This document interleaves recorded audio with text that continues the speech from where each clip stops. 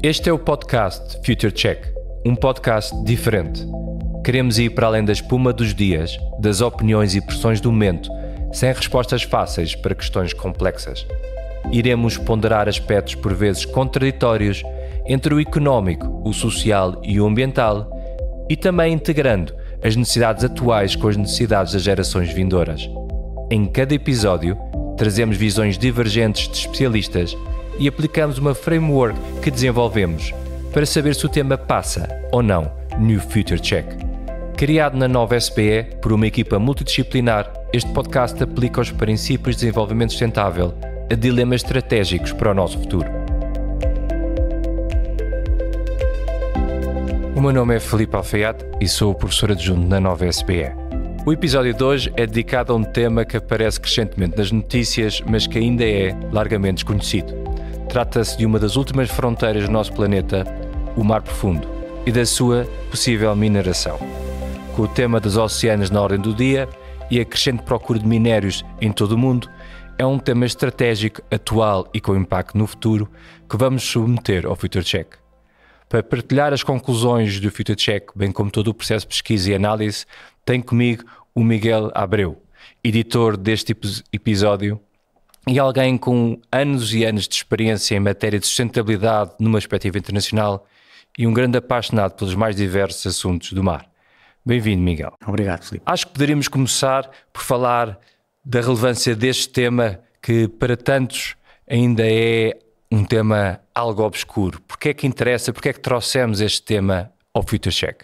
Filipe, estamos a falar essencialmente de recursos que são fundamentais para alimentar hábitos de consumo que existem, mas também uma procura crescente que sabemos que está aí, nomeadamente na perspectiva da tão almejada transição energética. Estamos por isso a falar de oportunidades económicas. Por outro lado, esta atividade coloca também grandes desafios ambientais que são ainda desconhecidos e que podem causar danos irreversíveis. Não há ainda conhecimento que permita apurar qual será a dimensão destes danos. O que procurámos neste episódio foi essencialmente perceber como se cruzam estas duas dinâmicas, a economia por um lado e o ambiente por outro, e projetar possíveis decisões sobre a mineração no mar futuro, decisões que sejam tomadas agora para o futuro. Certo. Talvez ainda agora passo por passo, porque este é um tema eminentemente técnico, com muita parte técnica. Vamos talvez começar por perceber que recursos, falaste de recursos que podem ser fundamentais para alimentar os hábitos de consumo atuais, mas também a transição energética. Falas de que recursos? São essencialmente metais. Alguns desses metais, como o cobre, o níquel ou o manganês, são determinantes para, por exemplo, a produção de baterias. E alegam os defensores da atividade de mineração no mar que a procura destes metais não vai parar de crescer e que a sua disponibilidade em terra poderá não ser suficiente para alimentar a mudança de paradigma energético, enfim, que está aí na ordem do dia. Como é que foi o processo de fazer esta avaliação de Future Check quanto à mineração do mar profundo? Isto é um processo que demora algum tempo e tem várias etapas, não necessariamente uma sequência, mas tem vários momentos. A equipa do Future Check começou por se reunir para fazer uma primeira análise sobre o tema e perceber se o mesmo se enquadrava na lógica e na perspectiva, no prisma do desenvolvimento sustentável. Constatámos que era efetivamente relevante à luz das questões que se colocam na problemática do desenvolvimento sustentável, e depois conversámos com peritos informados para conseguir detectar o diabo nos detalhes quando se fala em mar profundo. Respeitando a metodologia que procuramos seguir no Future Check, ao procurar visões, procurámos que fossem visões diferentes, tendo entrevistado neste caso dois especialistas. Dois especialistas com visões bastante demarcadas, imagino.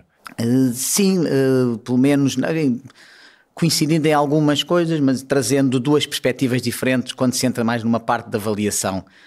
Contámos com o apoio do Pedro Madureira, que é geólogo e coordenador técnico e científico do projeto de extensão da Plataforma Continental Portuguesa, e falámos também com a Ana Colasso, que é bióloga, investigadora do Oceanos, que é o Instituto de Investigação em Ciências do Mar da Universidade dos Açores, e é uma das poucas pessoas em Portugal e no mundo que esteve a mais de 3.000 metros de profundidade, uma experiência que nos descreveu como sendo mágica. Sem dúvida, é ser mágica. Para mim, confesso, é também um pouco aterradora, mas é difícil sequer de imaginar o que será estar a 3.000 metros de profundidade. E depois das entrevistas gravadas, que seguiram, creio, o mesmo guião em termos de perguntas, quais foram os passos seguintes? Sim, esse é um ponto importante porque tivemos de facto a preocupação de colocar as mesmas perguntas aos dois entrevistados. E com o que nos disseram foi interessante constatar as tensões que existem neste tema, que é um tema muito complexo e que na realidade apenas nos foi possível esgravatar um pouco à superfície, porque é complexo e tecnicamente muito denso. E esta questão de esgravatar um pouco à superfície não resiste a fazer aqui uma analogia que é particularmente interessante, tendo em conta que o tema que temos diante de nós é a exploração à superfície do Exato, leito mineração. marinho. Muito bem, vamos então começar pelo princípio, tentar esgravatar um pouco mais este tema. E depois das entrevistas com os especialistas, que, segundo sei, seguiram o mesmo guião, foram-lhes colocadas as mesmas perguntas, quais foram os passos seguintes que a equipa realizou? Esse de facto é um ponto importante, porque enfim, a nossa metodologia, enfim, procuramos sempre que balizar as perguntas com os dois entrevistados para tentar detectar aqui possíveis tensões, e com o que nos disseram constatámos efetivamente que elas existem neste tema que é muito complexo e muito denso até do ponto de vista técnico, e que por isso mesmo só nos foi possível esgravatar um pouco à superfície, mas ainda assim permitiu-nos trazer elementos que são interessantes e esta analogia interessante, tendo em conta que o tema que temos diante de nós significa efetivamente ir esgravatar o mar profundo. No final procurámos fazer uma avaliação com base naquilo que nos disseram, com base nos elementos que tínhamos reunido, para aferir se a mineração no mar profundo passa ou não no detector de sustentabilidade que é o Future Check. Muito bem, então pegando nessa metáfora de esgravatar, vamos esgravatar um pouco mais este tema, e talvez começar pelo princípio. Para muitos de nós que não sabemos o que é que quer dizer exatamente mineração profunda, temos um entendimento, mas não sabemos exatamente, pode explicar um pouco, de forma um bocadinho mais concreta, o que é a mineração no mar profundo? Sim, e acho que essa pergunta faz sentido porque não se pode verdadeiramente fazer uma extrapolação ou uma comparação com aquilo que é feito em terra. Quando se fala em mineração no mar profundo, fala-se em primeiro lugar em atividades em profundidades superiores a 800 ou 1000 metros. Sabe-se também, e isto é um dado que está disponível, que aos dias de hoje não existe ainda qualquer atividade de exploração. Ou seja, não há retirada de minérios para fins comerciais ainda.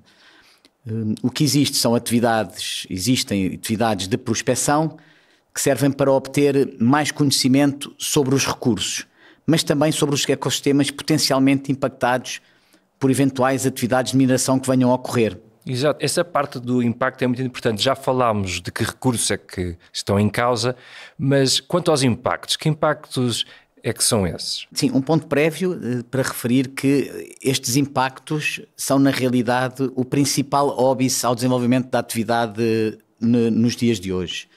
Estamos a falar essencialmente de impactos sobre os ecossistemas afetados, impactos que poderão existir ao longo de toda a cadeia de valor, ou seja, no momento de extração, mas também no momento do seu transporte e posteriormente no processamento.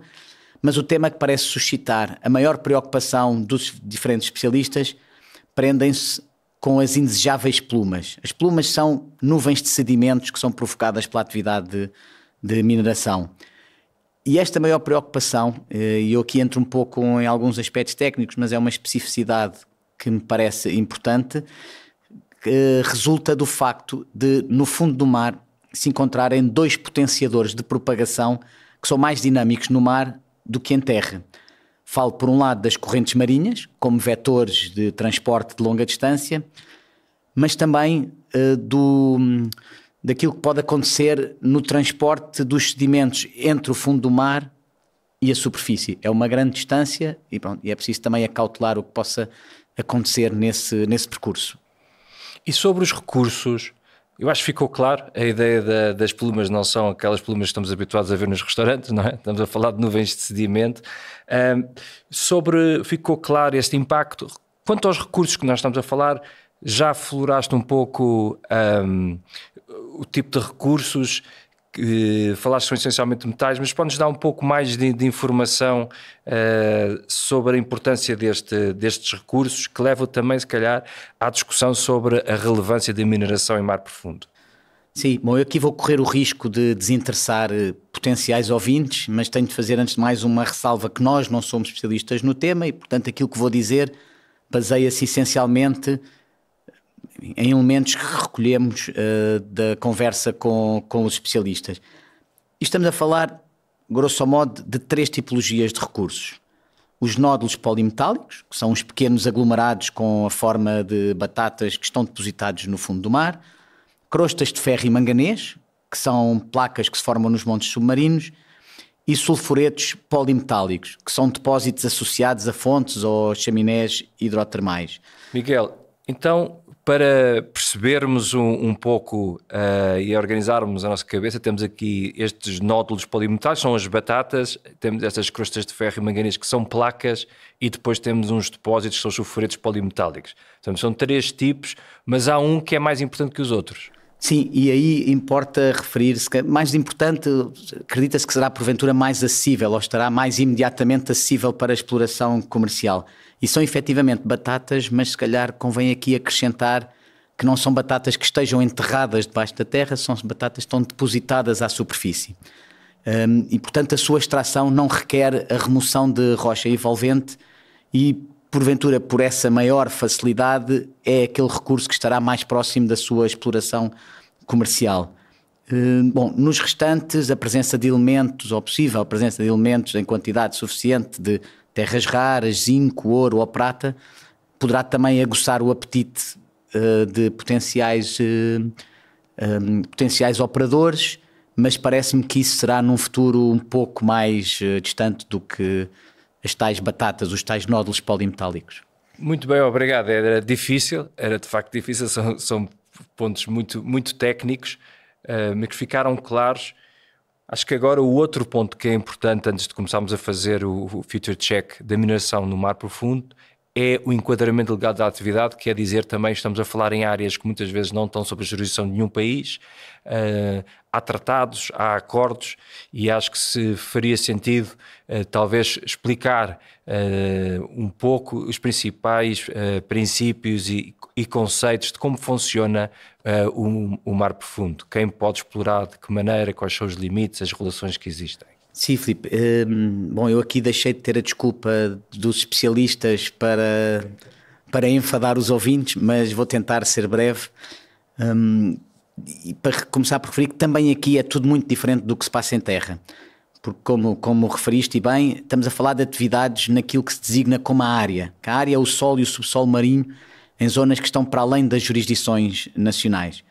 E, portanto, esta atividade na tal área é regulada pela Convenção das Nações Unidas para o Direito do Mar, que entendeu classificar os recursos na área como sendo património comum da humanidade. Ou seja, as atividades não dependem da decisão soberana de um Estado sobre o seu território, mas sim do escrutínio que existe num órgão multilateral das Nações Unidas.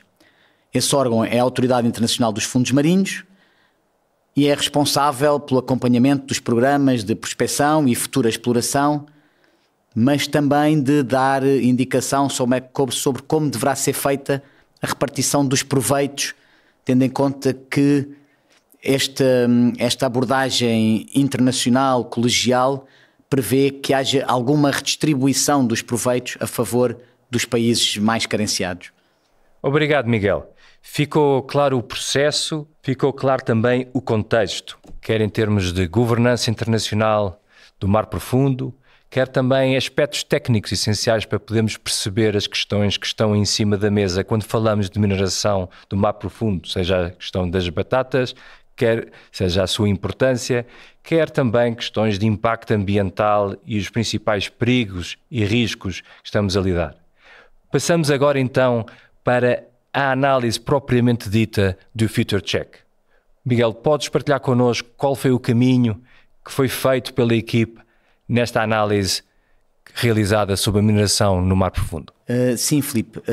Procuramos confrontar esta atividade com aquilo que são os elementos enquadradores do desenvolvimento sustentável, a Agenda 2030 por um lado e os pilares em que assenta o conceito de desenvolvimento sustentável por outro, portanto, o pilar ambiental, o social e económico. E da conversa com os nossos entrevistados foi muito interessante registar que parece consensual o impacto negativo no ODS 14, que trata da vida no meio marinho, mas em quase tudo o resto, as respostas dos oradores trouxeram-nos duas perspectivas muito diferentes. Isso é muito, muito interessante. Podes-nos dar aqui alguns, não podemos ir pelas entrevistas todas, não temos tempo, mas os pontos essenciais de que te pareceu as principais tensões entre os que os oradores trouxeram à luz do dia? Sim, bom, aqui provavelmente não vou trazer nenhuma novidade, mas essa conversa reaviva a tradicional tensão entre os benefícios económicos e as consequências ambientais. Pedro Madureira, por exemplo, avalia de forma muito positiva os impactos ou os potenciais impactos da atividade de mineração no mar, até por comparação com atividades que são desenvolvidas em terra, em muitos casos. A Ana, pelo contrário, valoriza pouco estes benefícios socioeconómicos e coloca a maior tónica nos impactos negativos sobre o pilar ambiental, em particular sobre o grande desconhecimento que ainda subsiste sobre os ecossistemas a grande profundidade. Essas diferenças parecem, Miguel, demonstrar a complexidade deste tema e será interessante agora entrarmos um pouco mais em concreto naquilo que cada um deles indicou como as principais razões para suportar, para fundamentar a sua opinião. Quanto a Ana Colasso, por exemplo, quais são os pontos que te parecem determinantes na visão dela? Para a Ana é claro que toda a cautela é pouca quando se conhece ainda tão pouco sobre os ecossistemas do fundo do mar e os impactos da mineração.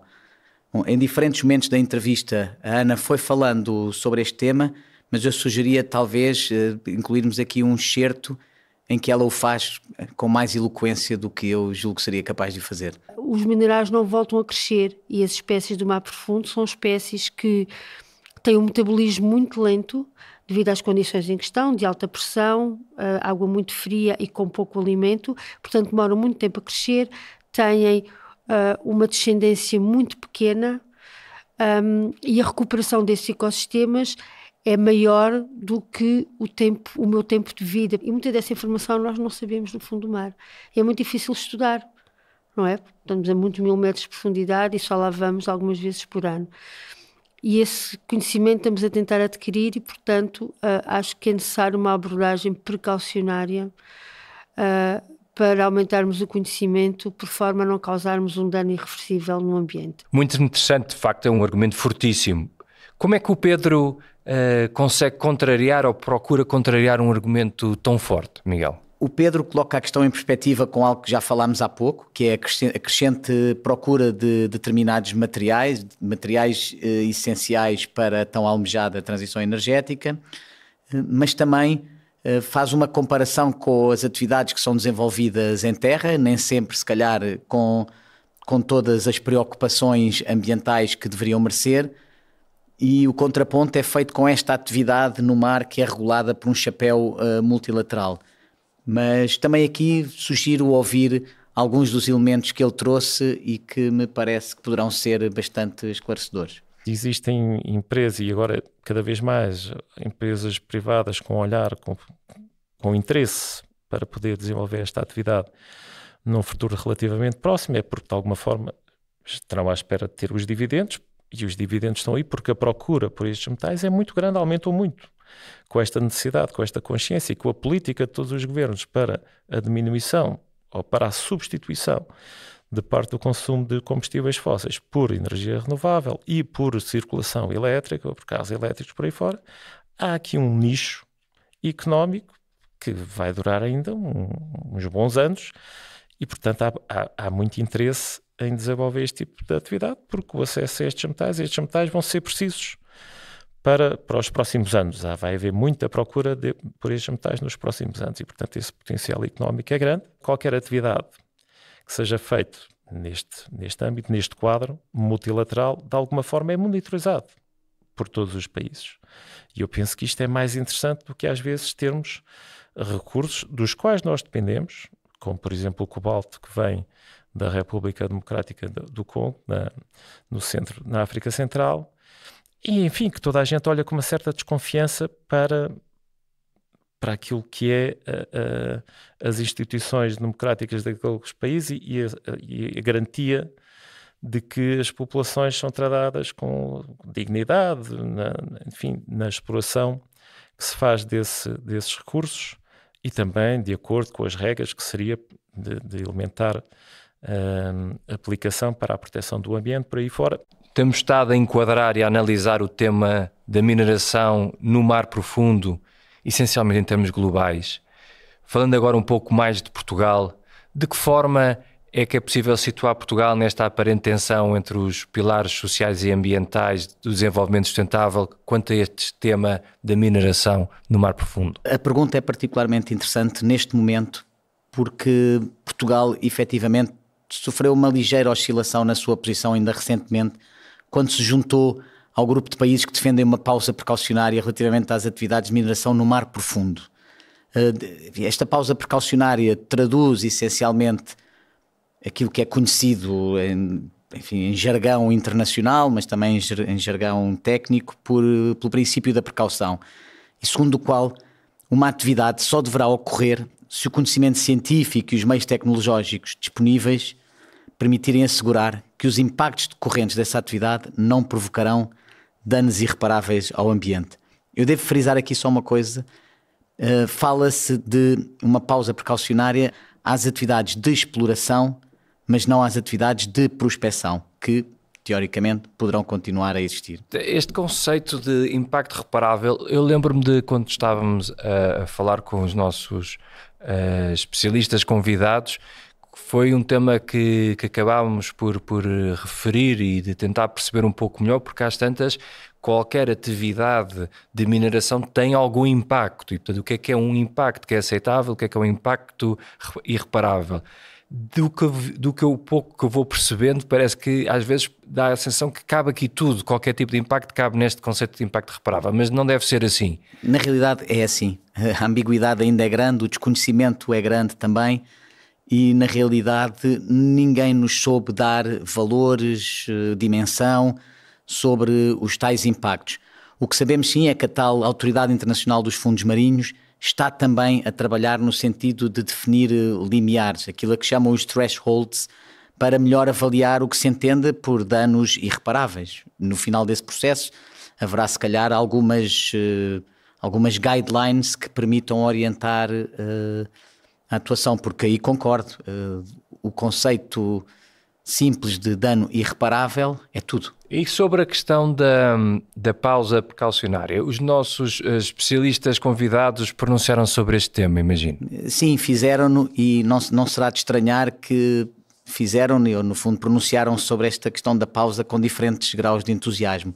Mas também aqui sugiro que ouçamos o seu testemunho para ficar com uma ideia melhor do que dizem um e outro. Eu fiquei muito feliz quando Portugal aderiu à pausa, porque eu, como cientista, eu tenho muito mais perguntas do que respostas quando falamos nos impactos. E não é, obviamente que o cientista tem sempre imensas perguntas, mas algumas respostas que são essenciais nós ainda não temos. O Pedro, pelo seu lado, pareceu-nos mais resignado com a realidade e desde logo com a situação em águas nacionais deixou um alerta sobre o sinal que as pausas ou moratórias transmitem à indústria. E pareceu-me particularmente este elemento de ligação entre a atividade e o seu potencial interesse económico, mas enfim, acho que devemos também aqui ouvir o Pedro. É preciso ter isto em mente. Em Portugal, não existindo um conhecimento sobre os depósitos marinhos que temos, e que certamente demora, vou por aqui no mínimo 10 ou 15 anos a conhecer, portanto isto não é uma atividade iminente, não era iminente, não estava iminente. Pronto, por outro lado, eu acho que esta é a associação às moratórias e estes pedidos de moratórias, enfim, não motivam o interesse. E é preciso ter noção que muito do conhecimento que existe sobre estas zonas remotas e profundas do oceano, quer dizer, a capacidade para operar, para levar navios, para levar equipas a estudar isto, não é fácil. E, portanto, grande parte deste conhecimento tem vindo precisamente destes projetos de prospecção. Bom, temos estado a falar de temas em que há divergências. Para além de ser interessante também falarmos de áreas, tentar perceber se há áreas de convergência, apesar de terem visões diferentes. E para além do potencial impacto sobre a vida marinha, em que havia essa convergência, há outras áreas em que os entrevistados especialistas convergem, Miguel? Mas tentando se calhar talvez resumir um pouco como é que avaliamos as convergências das divergências, eu diria que ambos coincidem nos factos, mas divergem na avaliação dos impactos, do potencial da atividade económica e também de quais serão as condições mínimas para que esta se possa realizar. E, no fundo, isto traduz também a dificuldade de aprofundarmos a questão muito para além daquilo que temos estado a fazer, porque a incerteza é grande sobre os recursos, sobre os custos, sobre os impactos. Mas tentando identificar aqui outras áreas onde eles convergem, desde logo a cooperação virtuosa que parece existir entre o interesse comercial e o interesse científico. Estamos, mais uma vez, a falar da fase de prospecção ainda. Ou seja, obter conhecimento sobre o fundo do mar é uma atividade muito onerosa e que só é possível levar a cabo graças ao financiamento que seja alavancado pelas empresas. A academia, a sociedade civil não têm os recursos que permitam ir por si à procura deste conhecimento na tal última fronteira que referias há pouco. Sim, pelo menos na extensão, em termos e na profundidade de investigação que seria necessário, não é? Considerando o recurso, estamos a falar de mar profundo que é vastíssimo, o tipo de valores, já há alguns barcos, já há algum equipamento, mas parece diminuto perante aquilo que é as necessidades de investigação para se poder avançar, ou não? Sim, sem dúvida, e também aqui podemos encontrar riscos, se calhar nos dois lados. Por um lado, limitar, ou seja, ter uma atividade de prospecção que não está ligada a uma futura atividade de exploração, encerra o risco de desinteressar potenciais operadores, que são, como já vimos, os principais financiadores de obter mais conhecimento. Mas, por outro lado, a coberto da ciência, e se não for a melhor ciência, podemos também ter o risco de ter dados e elementos a circular sobre uma fachada, de certa maneira, de uma ciência. Uma fachada científica, quando na realidade, mais do que a melhor ciência, estão a responder ao melhor interesse comercial. Bem, uma coisa parece certa, Miguel, é que é complicado tomar já uma posição. Sem dúvida, e é incontestável afirmar-se que no imediato não se perspectiva a atividade de exploração no mar profundo.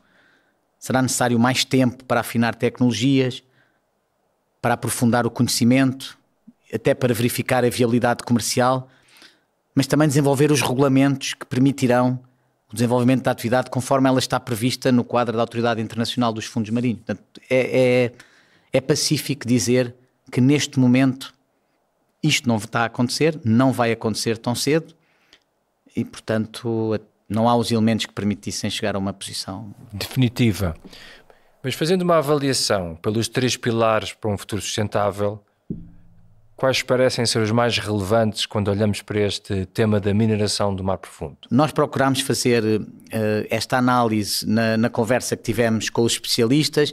Fizemos também algumas perguntas específicas relacionadas com os Objetivos de Desenvolvimento Sustentável e uma conclusão a que podemos chegar é que os impactos desta atividade recaem essencialmente nos pilares ambiental e económico e em menor medida no pilar social. Portanto, essa seria uma constatação fácil de...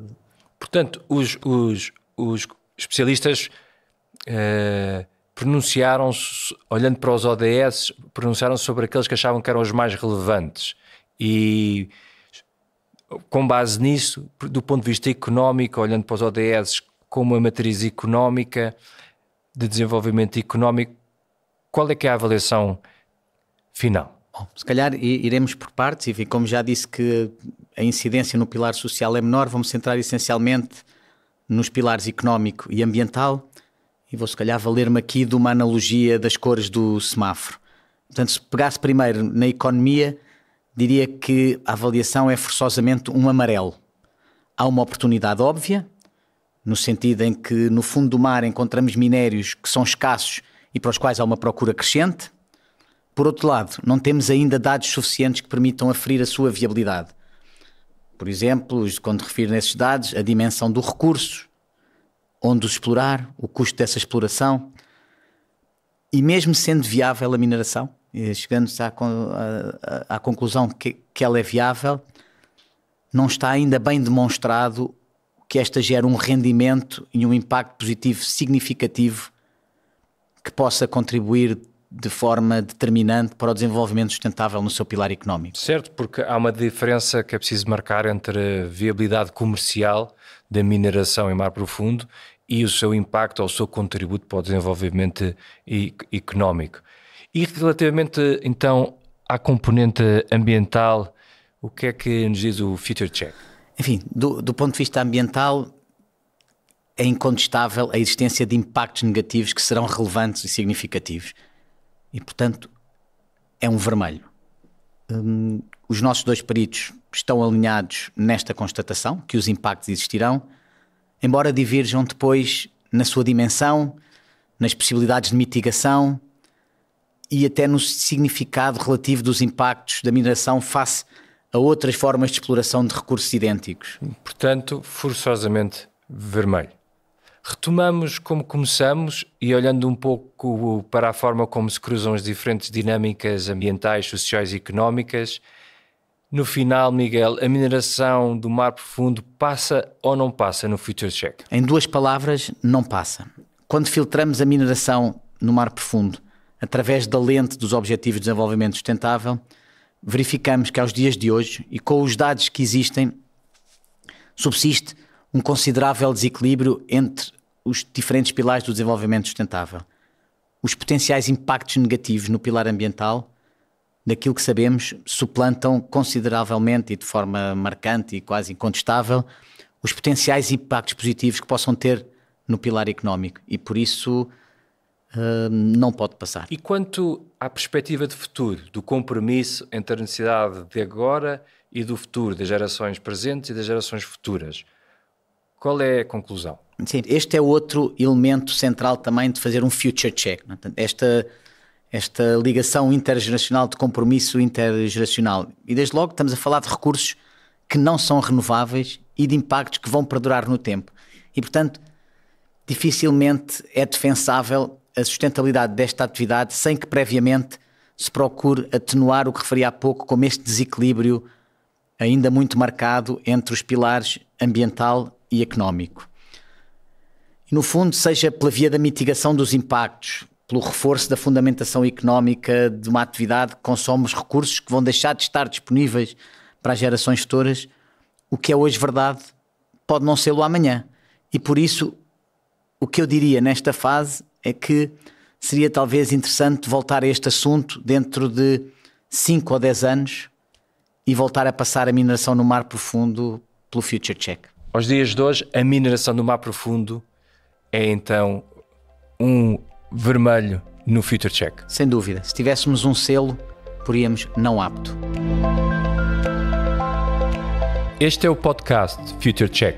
A toda a equipa que colaborou neste episódio, o nosso obrigado. Este episódio foi produzido no Fidelidade Creative Studio. Subscreva o nosso podcast Future Check.